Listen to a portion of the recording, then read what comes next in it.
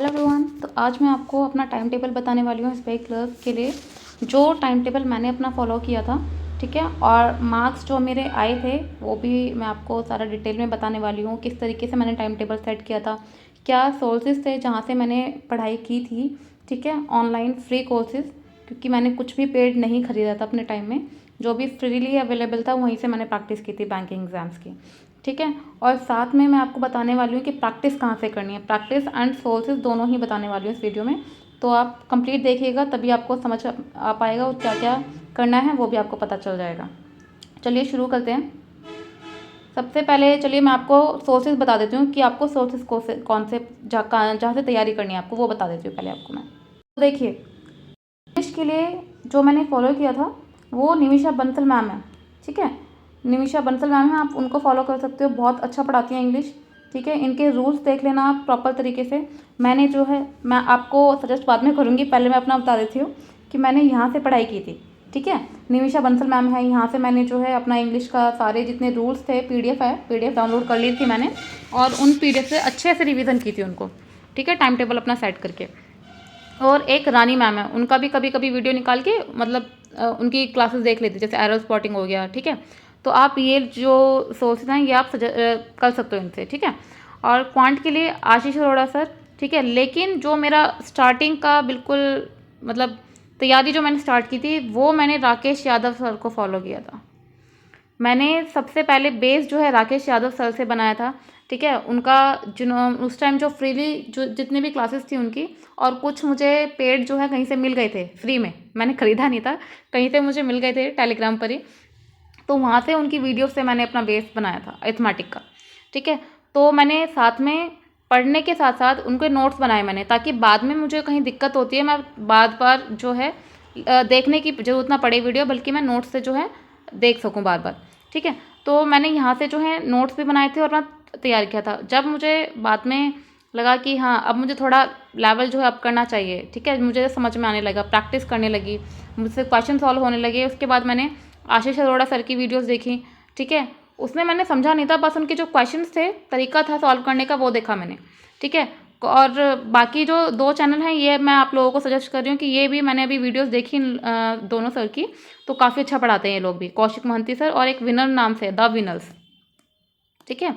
तो आप ये लोग ये जो टीचर्स हैं इनको भी आप यहाँ से पढ़ सकते हो, ठीक है। उसके बाद रीजनिंग जो है मैंने अंकुश लांबा से पढ़ी थी, ठीक है, जो सर हैं अंकुश लांबा सर जी, तो इनसे मैंने पढ़ा था।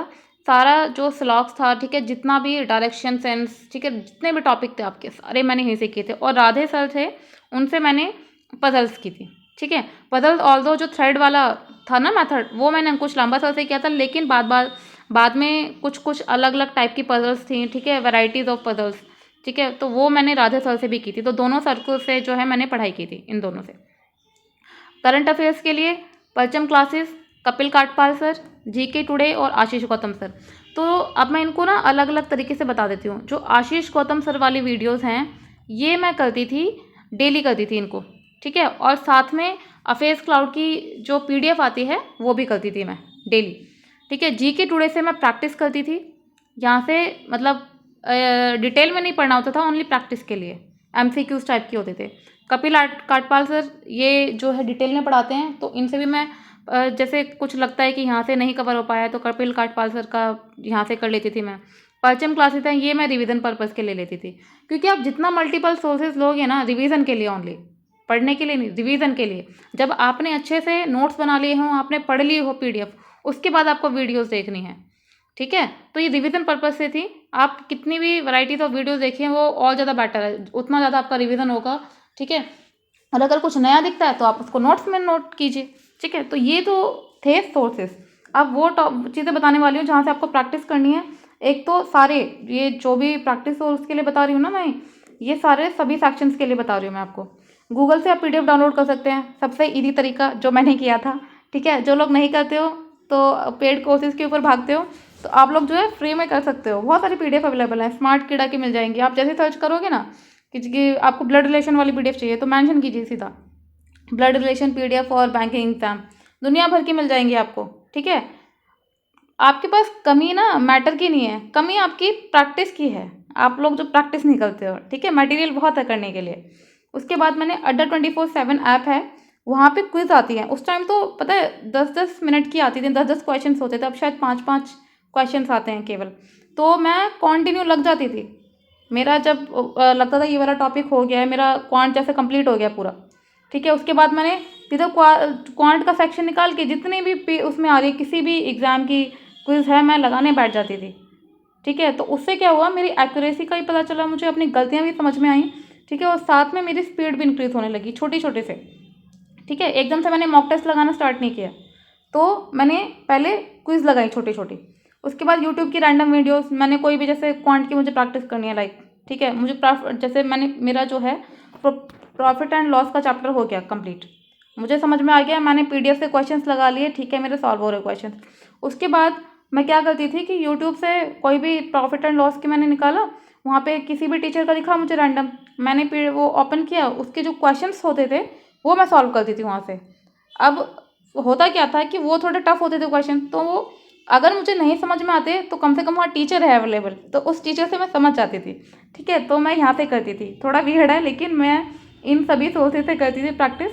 और जीके का तो मैंने आपको बता दिया, ठीक है, नीचे आपको बता दिया मैंने इसका जनरल अवेयरनेस का। अब मैं आपको अपना टाइम टेबल बताती हूँ कि मेरा टाइम टेबल क्या था, ठीक है। तो देखिए, ये तो मैं हमेशा से मेरी आदत रही है मॉर्निंग में पढ़ने की। मैं अर्ली मॉर्निंग उठती थी 4 बजे, ठीक है, और 6 बजे देती, यानी 2 घंटे मैं मॉर्निंग में देती थी, ठीक है। 4 से 6 मैं जीए में देती थी, और कभी कभी मेरी आँख नहीं खुलती थी तो 5 बजे उठ जाती थी, ठीक है। कभी कभी जैसे होता है ठंड लग गई ज़्यादा, ठीक है, तो बीमार हो गए, तो इस तरीके से कभी 5 बजे उठना, लेकिन मेन मेरा 4 बजे का था रूटीन डेली का। 4 से 6 मैं डेली जो है जीए को देती थी। मॉर्निंग में सबसे पहले जैसे डेली का हो गया पीडीएफ, डेली पीडीएफ पढ़ती थी, ठीक है। उसके बाद इवनिंग में मेनली टाइम जो बचता था मैं उसमें वीडियो देखती थी शाम के टाइम, ठीक है। और पीडीएफ पढ़ते टाइम मैं नोट्स जरूर बनाती थी। नोट्स मेरे लिए एक मेडिसिन थी कि भाई अगर इनकेस वीडियो जब मैं बार बार नहीं देख सकती हूँ, कम से कम नोट्स तो खोल के आराम से देख सकती हूँ, ठीक है, वहाँ से टिप्स ले सकती हूँ मैं, ठीक है।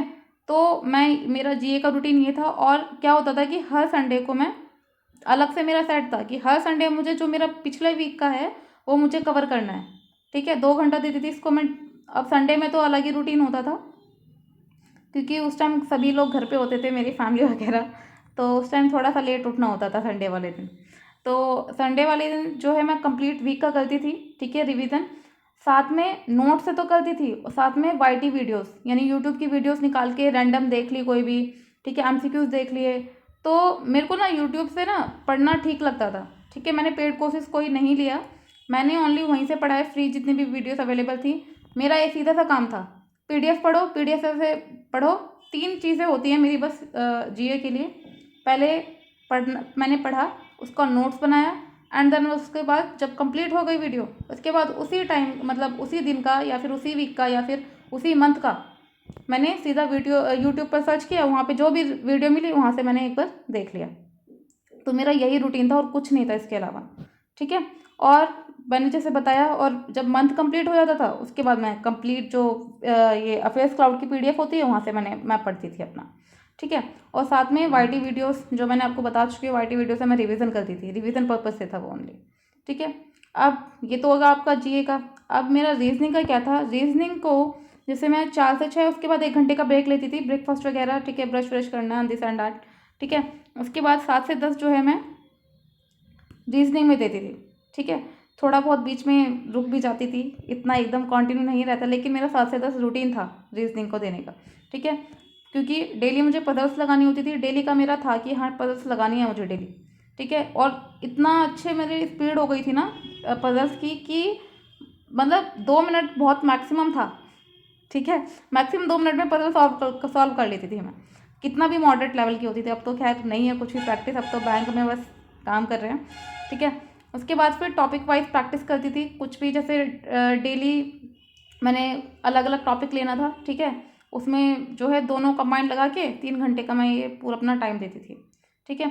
उसके बाद क्वांट को मैं 11 से 1 बजे तक करती थी, 10 से 11 मैं एक ब्रेक लेती थी, उसके बाद 11 से 1 जो है क्वांट का अपना लेके बैठती थी। और क्वांट का तो मैंने आपको बता दिया कि कहाँ कहाँ से पढ़ना है, तो कोई भी एक टॉपिक लिखती थी कि 2 घंटे लेती थी, क्योंकि दिमाग मेरा बिल्कुल उड़ने को हो जाता था क्वांट पढ़ते पढ़ते। मुझे नहीं पसंद क्वांट, ठीक है, लेकिन मैंने कर लिया फिर भी अच्छे से तैयारी करके।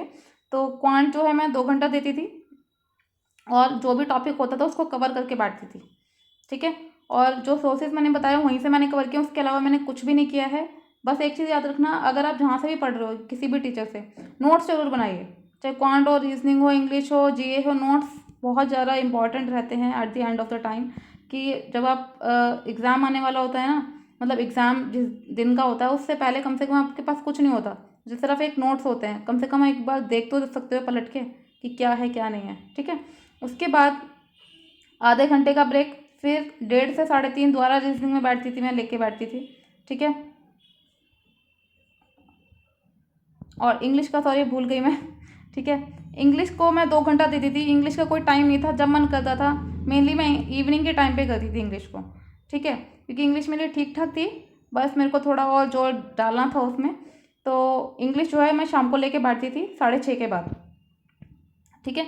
तो 1:30 से 3:30 फिर दोबारा रीजनिंग लेके बैठती थी मैं। फिर दोबारा मैंने एक यहाँ पे मैं थोड़ा थोड़ा सा ज़्यादा ज़्यादा ब्रेक लेती थी। फिर 4:40 पे बैठती थी मैं, 4:40 से 6, सॉरी ये 6 बजे तक का है, ठीक है। 6 बजे मैं फिर पॉइंट लेके बैठती थी। तो अब वो टॉपिक वाइज नहीं बता सकती कि टॉपिक क्या करना है। तो टॉपिक वाइज ये था कि आपको खुद से चॉइस करनी, खुद से चूज़ करना पड़ेगा कि क्या टॉपिक करना है अभी, आपको क्या नहीं करना है। तो ये मेरा टाइम टेबल था, ठीक है। और इवनिंग के टाइम में मैं एक तो इंग्लिश करती थी और साथ में जीए, और बाकी कुछ लगता था कि कुछ रह गया मेरे को, मेरा जो नहीं कर, मतलब जो करना था लेकिन नहीं कर पाई मैं, तो वो मैं उसमें ऐड अप कर देती थी। तो ये था मेरा टाइम टेबल। कभी कभी ऊपर नीचे हो जाता था, कभी कभी, ठीक है। अदरवाइज मेरा सेम था। जीए का तो मेरा कभी ख़त्म ही नहीं हुआ। जीए का मेरा मॉर्निंग का ही था, मॉर्निंग और इवनिंग। क्योंकि जीए में क्या होता है ना, एक तो पढ़ने वाली चीज़ होती है ये, ठीक है, रट्टा मारने वाली। तो मॉर्निंग में क्या होता है, माइंड बड़ा शांत रहता है, शांति रहती है मॉर्निंग के टाइम पे। तो आराम से ना जो चीज़ पढ़ती थी दिमाग में बैठ जाती थी वो, ठीक है। तो आप लोगों को भी मैं ये सजेस्ट करूँगी कि टाइम दीजिए, टाइम देना पड़ेगा, एग्ज़ाम निकालना है तो। मैंने भी दिया था, बहुत टाइम दिया था। और जो मेरी जो भी मैंने पढ़ा है वो इन दी एंड कामयाब भी हुई हूँ मैं। तो आप लोगों को भी यही बोलूँगी कि टाइम दीजिए और टाइम टेबल सेट कीजिए। टाइम टेबल सेट नहीं हो रहा है, कम से कम ये सोच के चलिए कि 3 घंटा मुझे क्वांट में देना है, इस टाइम में, मॉर्निंग में, इवनिंग में, आफ्टरनून में, इस टाइम से आप सेटल कर लीजिए, ठीक है। लेकिन टाइम देना पड़ेगा और उसी तरीके से आपका एग्ज़ाम निकल पाएगा। अगर ढीले रहोगे, टाइम टेबल का कुछ अता पता नहीं है, यही नहीं पता है कि जीए कब करें, इंग्लिश कब करें, कि पूरा दिन में देखिए आपके पास 24 घंटे होते हैं। 24 घंटे में आप 6 घंटे की नींद हटा दीजिए, 18 घंटे बचे। 18 घंटे को ऐसे डिवाइड कर लीजिए कि आपका सारा जो है टॉपिक, जितने भी सेक्शन है सारे कवर हो जाएं आपके पास, ठीक है। ताकि जब सोते टाइम ना आपको सपने ना आए कि मेरा ये वाला छूट गया, ये नहीं कर पाई आज मैं, ठीक है। तो ये सब चीज़ें हैं जो मैंने आपको बताना था कि मेरी क्या प्रैक्टिस थी और क्या मैंने किस तरीके से किया। तो अभी के लिए इतना ही, थैंक यू। बाकी आप लोगों को कुछ भी पूछना हो तो आप मेरा टेलीग्राम चैनल जो है ज्वाइन कर सकते हैं। All the best.